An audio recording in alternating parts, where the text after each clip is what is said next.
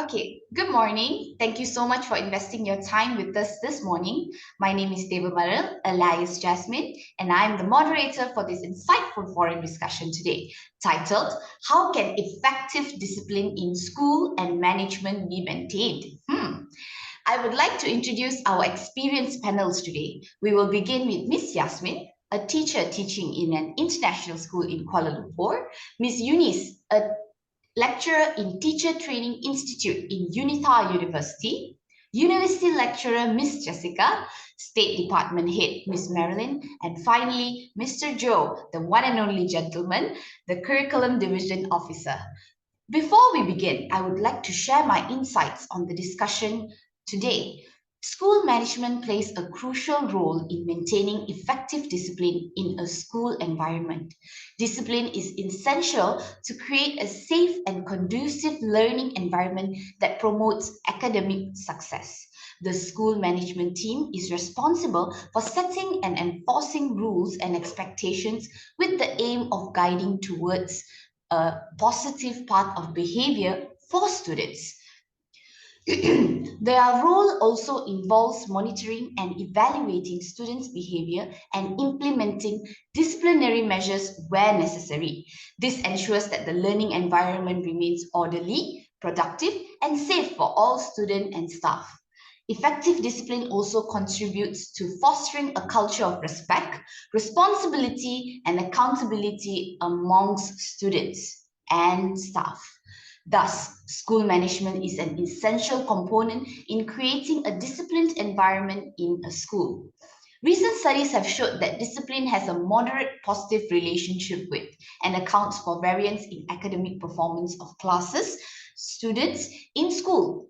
This implies that academic performances increases among the students with increase in level of discipline.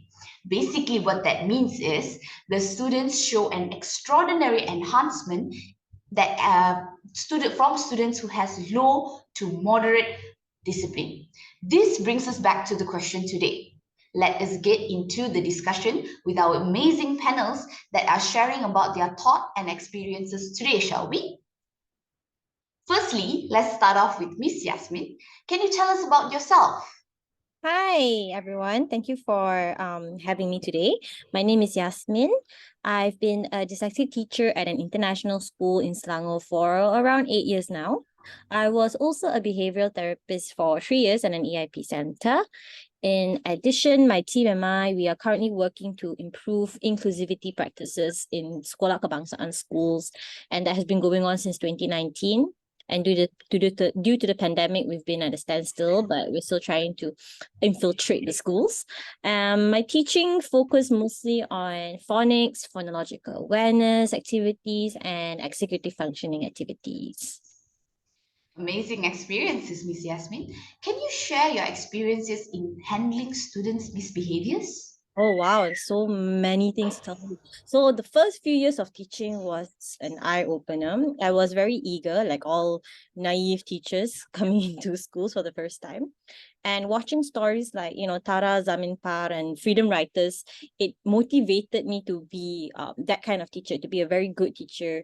However, nothing prepared me for having students that would yell profanities, show me the middle finger, those kind of things. I was still the good guy, so to say. And I believe that once I build rapport and I get the students to trust me more, but without me noticing, I was being more permissive or flexible to get the teens to like me. And throughout the teaching experience, I noticed that the main issue for my classroom was more on their tardiness and paying attention in class. In your opinion, what are the current school practices to manage discipline among the students? Oh, okay. So my school, they gave us a few strategies to manage the class better to prevent any undesirable behaviors. The first strategy that they provided for us is the preparation and activities that we carry out in the classroom, we need to prepare it beforehand. The second strategy is the interaction, which is the communication and reaction of us to a students' misbehaviors. And the third strategy that the school encourages us to use is the presentation of treatment pertaining to the pleasant or unpleasant consequences. So if they do something, what is the consequences that they will get in return? For me personally, I try to prevent it from happening. I try to prevent the disruptive behavior from happening altogether. And using the first strategy so far is working very, very well for me.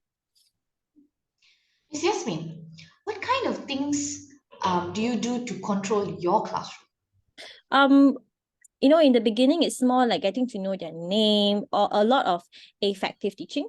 And also we set mutual agreements between me and the students. And this will get them to be more motivated to learn and do the work that I assign them to do.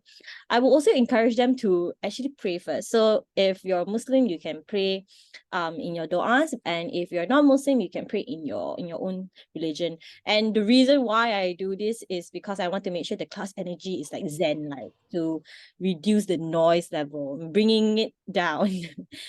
We also use tokens to encourage students to participate in the classroom.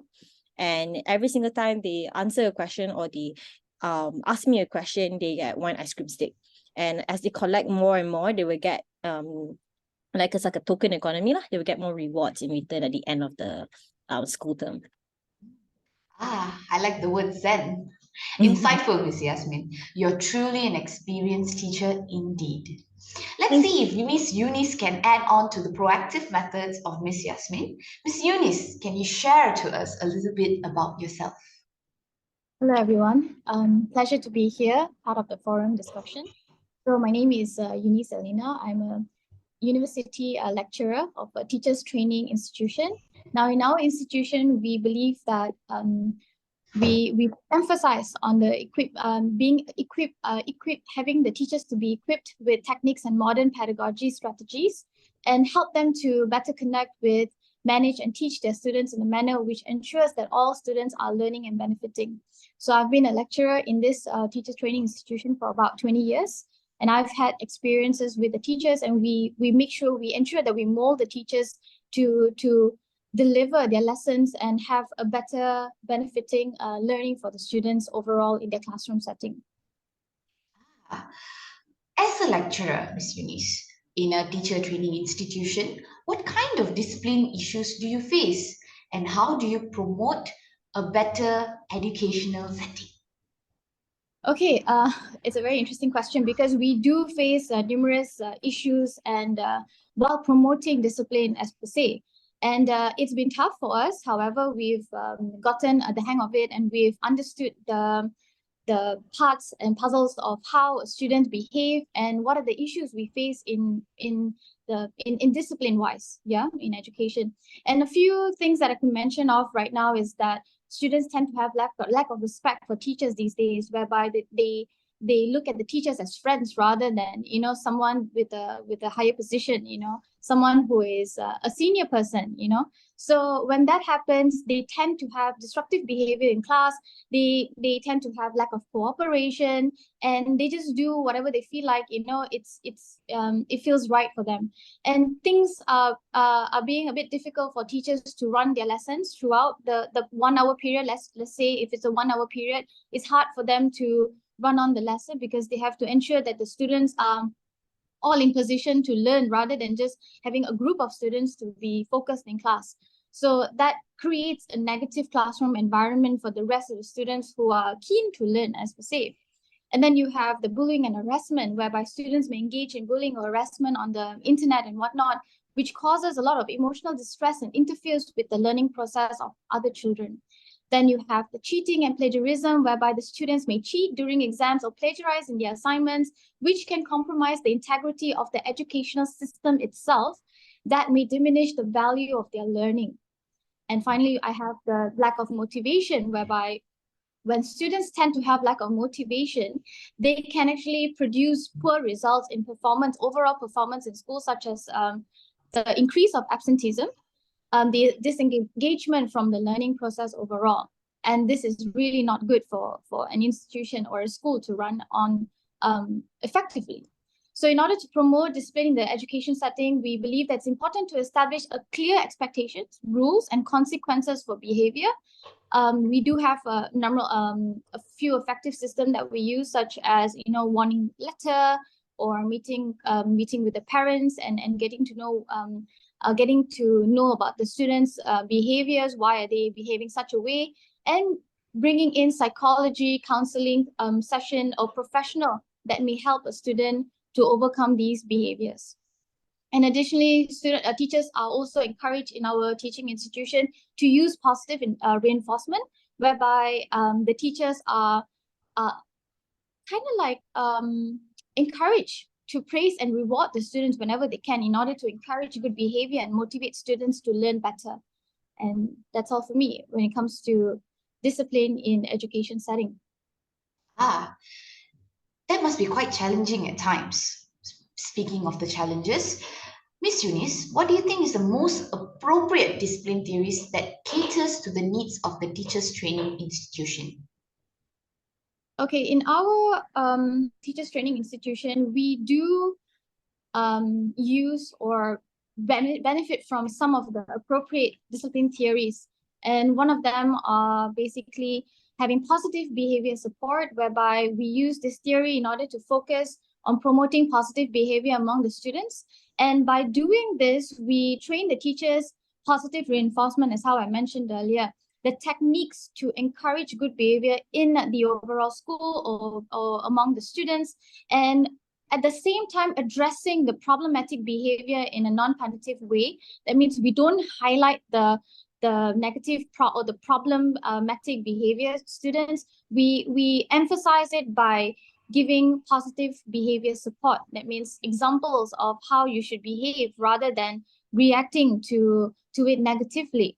And then we have the restorative justice, whereby this theory emphasizes on the repairing of harm and restoring relationships between the individuals in a school. So we don't want the students to remain sour or embarrassed due to something that they have committed. We ensure that they come out of it and do better in their overall behavior at school. So this is when the professional psychologist comes into play, and they restore the mindset of the students. Then we have the social and the emotional learning. This theory emphasizes on the importance of developing the social skills of the students and emotional skills. Now, it's very important we understand that it's essential for students to have the right emotional skill in them as they go through the whole learning process in the school. And in this case, this skill tends to emphasize the academic skill as well. That means they tend to perform with the academic skill through a good social and emotional behavior. And then you have the applied behavior analysis, whereby this theory uses strategies in order to modify behavior, where teachers use a specific techniques such as shaping, prompting to encourage desired behavior and discourage problematic behavior. And finally, we have the assertive discipline, whereby this theory emphasizes on the importance of clear expectations, consequences for behavior. For example, if a student were to commit a certain negative behavior, we will ensure that they know the consequences when they do so. So before they were to do it without any idea of what the consequences may be, they have already been set with the rules and the ground rules, as well as the behavior that they should carry out throughout their learning learning life in school. And teachers are also trained to establish the clear rules, like I said earlier, and to enforce them in a fair and respectful manner. Now, teachers are not going to be always enforcing certain discipline. However, they are going to enforce it with a technique whereby they have a respectful manner upon the students as well. So in this case, that the students will feel like they've been respected, and they should behave in a certain way in order to gain the respect in school from the teachers as well. And overall, the most important or the appropriate discipline theory for our teachers' education or institution will also depend on their specific goals, the student population, and context. Now, it differs from the population of students. If you have a smaller school group of students, we tend to emphasize different types of or tend to go through different types of discipline problems. Whereas the bigger groups where we have about 1,000 students in school and whatnot, it's a little bit more of a different side, a different approach, and more suitable in order to approach, in order to have a good discipline combination in that school. Now, overall, we ensure that whatever we use, whatever theory we use, it should be effective to address all the school's community needs in the end. Wow, insightful thoughts, Miss Eunice. What are the effective ways for classroom discipline and management that can be maintained in teachers training institution? Okay, so we do have effective discipline school, management, whereby we get the teachers to maintain through various strategies. Firstly, teachers, trainees, or teachers should also be taught the effective classroom management techniques, not just getting the students to be quiet, but probably engaging with them in a very approachable manner, right? And in that case, as the teachers do so, they also emphasize the positive reinforcement, having clear expectations. So whenever they run a class, they will say, students, by the end of the class, I expect you to know this, I want you to basically get the learning and outcome. And I want you to tell me, what do you think after all the lessons, or maybe after all the units as we go on to, thematic lessons, right? So students, in their mindset, they know that they have to absorb a certain level of knowledge in order to share, because they know that what's coming ahead. If the teacher is emphasizing this sort of technique, students will ensure they do follow the lesson very, very closely. So this is part of the classroom setting. And then secondly, you have teachers training. The trainers should also model effective discipline by creating a structured and organized learning environment, like I was mentioning earlier, whereby they have a proper ground rules, So this should be more structured rather than just having discipline, a list of discipline things that, or by the books or whatnot. They should have a proper structure where the students are born with it, They are born with it, and then it will be easier. It will be part of their nature rather than something they have to abide. And thirdly, you have the teachers training should also given the opportunity to practice their classroom management skills simulated in the real classroom setting by giving feedback, support, and not just coming in as a teacher or a trainee teacher to run a lesson, but to be an emotional support for the students, where the students know they can trust the teacher, they can lean on to the teacher for any problems and whatnot. So it's outside of the classroom setting where they know they trust the teacher most importantly. And by this trust, students will tend to be more disciplined and more involved in the class, and in fact be the best student they can, And additionally, where we have this we have this belief where where teachers should also provide ongoing professional development, and the institution where they come to play in this sense, to give the opportunities to the teacher to continually enhance their classroom management skills and to keep up to date with the latest research and practices. Now, it doesn't end here. We hopefully think that we believe actually that we will find more practices that will be more suitable for the modern era of students. As we know, we've gotten a lot of changes through the revolution of education and whatnot. So it's important for the teacher institution to come up with the best practices and the best ways in order to promote a very good discipline setting for the students. That's all for me. Thank you. Thank you, Ms. Eunice. Your points are definitely something for us to ponder upon. Evolution, revolution, strong words there. This forum is surely getting more and more interesting. Without further ado, let's start with Miss Jessica, a lecturer in a renowned university in Klang Valley. Hello, Miss Jessica. Are you ready to tell us about yourself? Because we are eager to hear. Good morning, everyone. Yes, I'm a lecturer that I've been in this private university for about 8 years, and I teach English literature.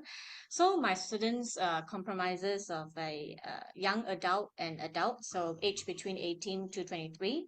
So besides teaching, I also conduct a performing art club.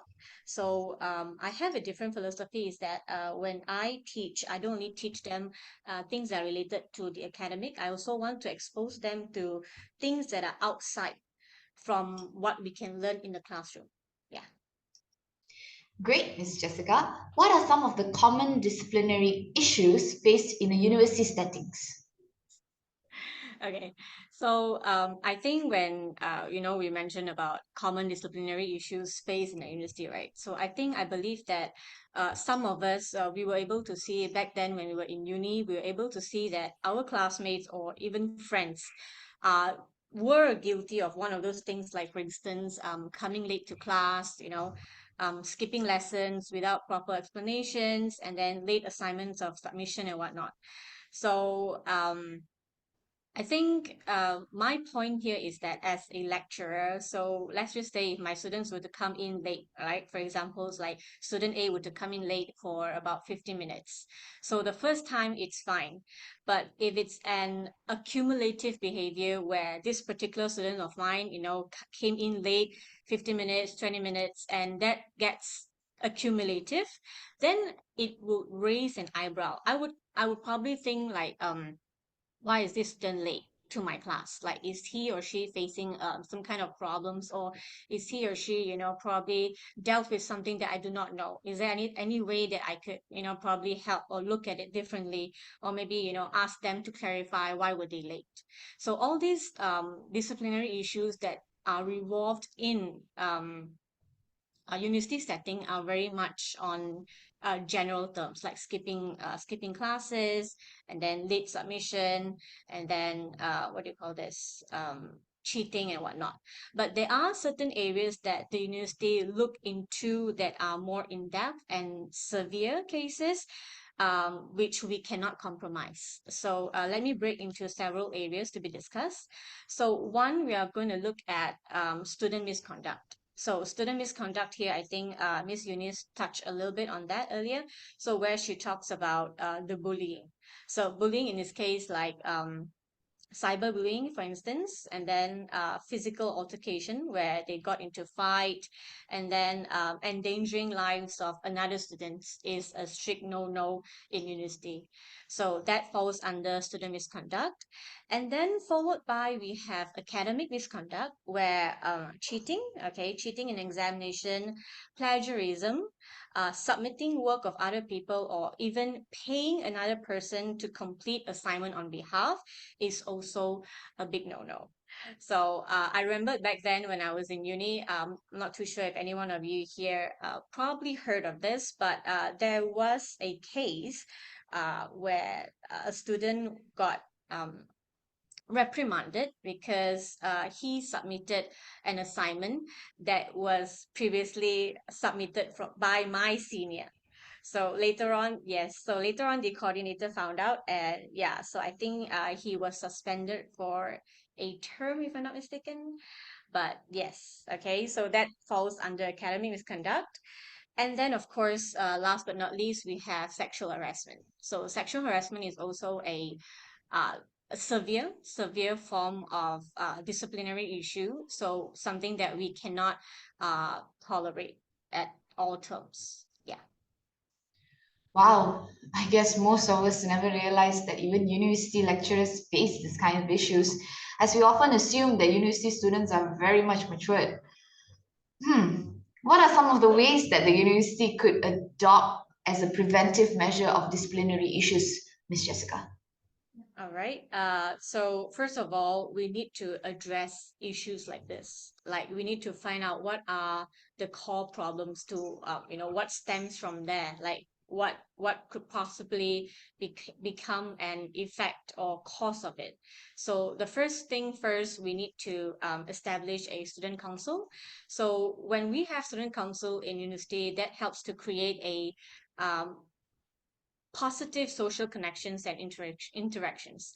So not only they run the council alone, okay, but they also helps to govern students. Like, for example, like we have clubs like what I mentioned earlier, like performing arts, CF, Christian Fellowship, and then we also have photography arts, photography club and whatnot. So I think if they were to come together, be connected in a particular group, so that would run they wouldn't, if let's just say if students were to run into a problem. So I felt that, if they were to run into a problem, they would feel more comfortable opening up to their peers first instead of a lecturer. So that's first. Establishing student council. And then second point is consulting services. So a lot of university, I wouldn't say pay less focus on this, but I think as we progress, as the years goes by, I think a lot of millennials, Gen Z to be exact, they're more willing to share. They're vocal, right? So especially when they face into a problem, they want to talk. They want to talk and find a solution to solve this. So as in my establishment, my university that I work in, there is a hotline. So there is a hotline. There is a university hotline where you can call in, and it operates like 24 hours. So you can call in whenever you feel, you feel that you need a friend to talk to, or maybe even some that, have suicidal thoughts. They can call in that hotline and probably talk to them, because everyone needs someone to reach out to, right? So, and then we also organize bi-weekly meetup groups, so they get to stay connected within a small group. So let's just say, depending on the interest. So let's just say I'm into performing arts. So I get connected with a smaller groups of friends that are also into musicals, theaters, and they meet up from there. So they share stories, and then some even have monitoring, what do you call this, therapy session, so where students can sign up to this therapy session. So we do provide such consulting services. So because I believe that, especially with the Gen Z now, opening up to, someone is no longer an issue, because they're all very vocal, they're all very vogue, and they're all very much willing to share. So speaking to someone, of a different gender or of a different age group is no longer a taboo to begin with. So next we have effective communication. So effective communication is a sense where we facilitate open and effective channels of communication. So we do encourage students to raise concerns, seek advice, report potential problems through various channels, such as, like I said, online platforms, anonymous reporting systems, or regular feedback mechanism. Because sometimes from a lecturer point of view, it's very difficult to look at different areas where we can help and coach students. So there are lecturers out there, probably, with a different intention that we probably would not look into it. So students, can make use of this feedback mechanism to write in or to report this particular lecturer. So let's just say lecturer B, lecturer B accidentally touch my hip or something like that. So you cannot highlight this to the lecturer. So instead of highlighting directly to the lecturer, so students, who want to be more closed and discreet about this experience can report through a system like this. And then last but not least, we also have educational programs where we organize workshops, seminars, awareness campaign on topics such as appropriate drinking, conflict resolution, time management, and stress management. So this is exceptionally important, because I do have students striding into my class not so sober. So yes, so things like this that lecturers have to pay more attention to. So we need to think of what are the other methods or other ways to help students like this to deal with their problems, or probably to navigate them to be better in the way that they could. So for example, drinking. I'm not saying that drinking is not it's legal at their age, because they are all adults, but I'm talking about we need to teach them how to drink responsibly. And there are certain occasions where you can drink and celebrate and whatnot, but also they need to learn that there are certain things that they should not do when it comes to the university premise. Yeah. Well, I guess the drinking part was very interesting for our viewers. In your point of view, What can lecturers or professors do to help tackle the disciplinary issues? Yes, I think Miss Eunice also mentioned this point earlier, where emotional support. So when we see students like this in class, right? So the first thing that we should do is early intervention, because some may experience academic, social, or emotional difficulties. So let's just give a scenario like a student, a very elite, excellent student, A plus students, and all of a sudden this student drop in academic, maybe fail my subject, so that can see a decline in the result. So that would probably make a big turnover, like why such students experience such things. There must be a reason. So we need to step in and understand why is these students not there is a drop in academic. So we need to find out the reason first. And then, of course, we have a shift in character.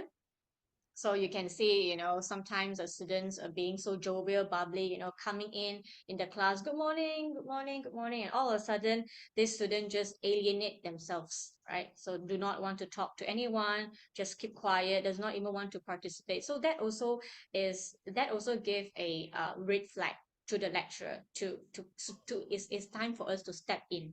So that's early intervention.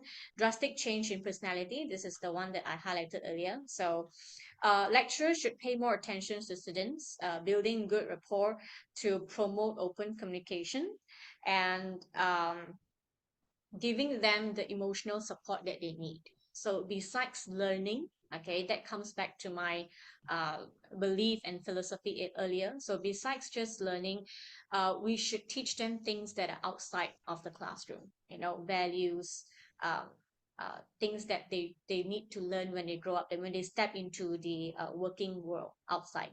So, and then last but not least, empathy and kindness. Okay, something that is easier said than done when you are dealing with adults, students, 20, 23, 24 years old.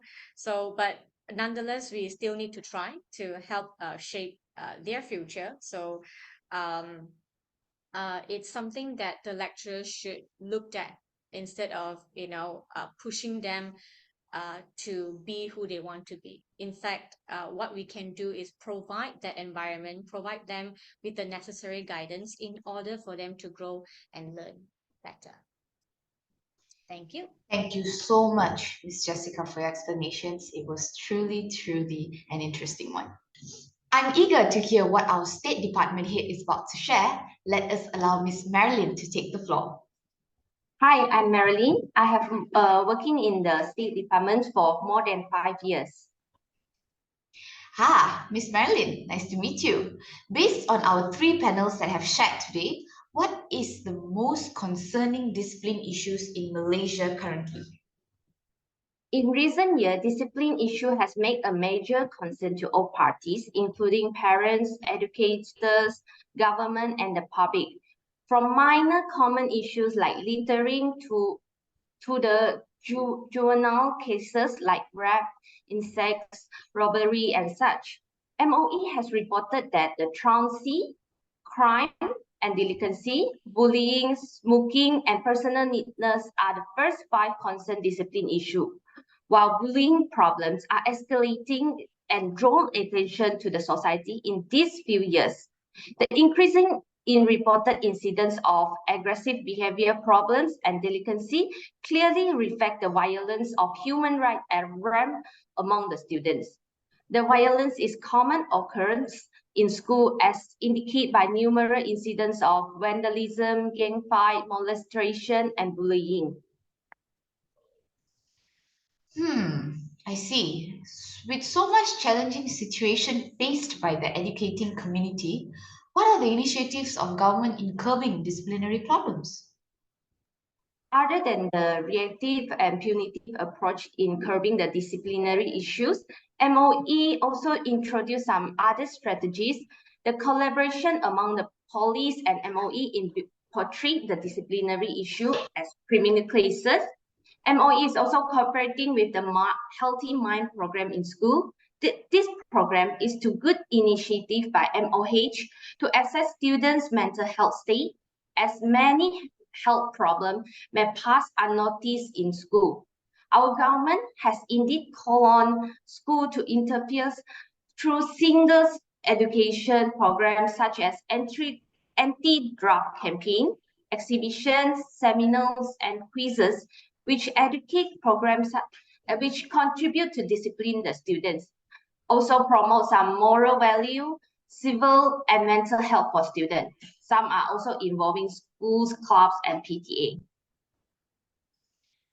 Wow, we definitely respect and appreciate the steps taken by the government. One last question, Ms. Marilyn. Will discipline on teachers be effective on the classroom or school discipline management? Yes. Teachers are the role models of the student. A good behavior of discipline in school is crucial if students are to learn and reach their full potential. Every classroom should be a calm environment where every children can develop and learn. For example, teachers are not allowing students to be late in the class, so the teacher should be on time every time before the class starts. Teachers should listen to the student before they want the student to listen to us. So if we want the student to respect us, we have to respect the student first.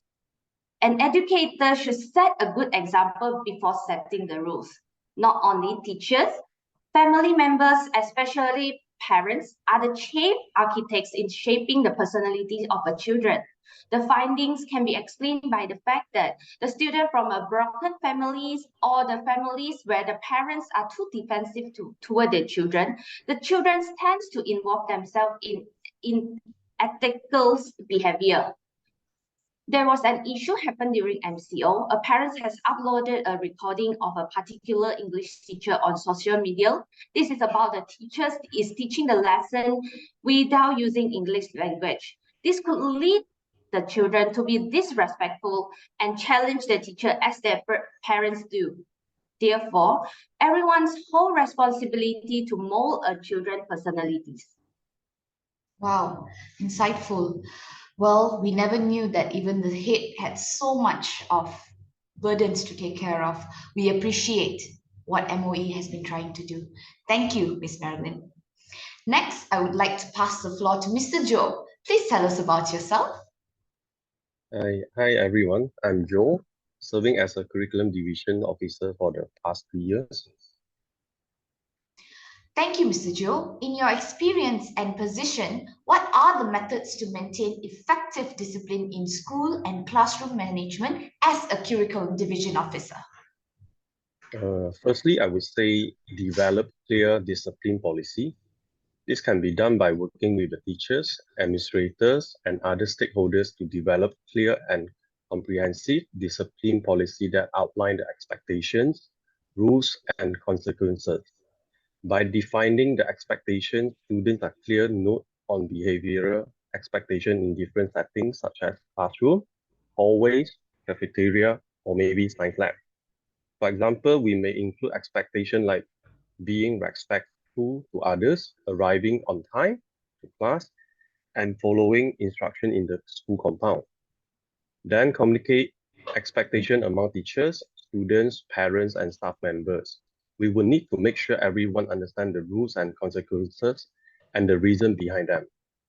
In order to make this clear, meetings, workshops, notices, or information sections such as parent-teachers meeting need to be carried out regularly. Student handbooks or code of conduct document that clearly outline the expectations, rules, and consequences need to be distributed to all the students and ensure that they understand its contents. Amazing, sir.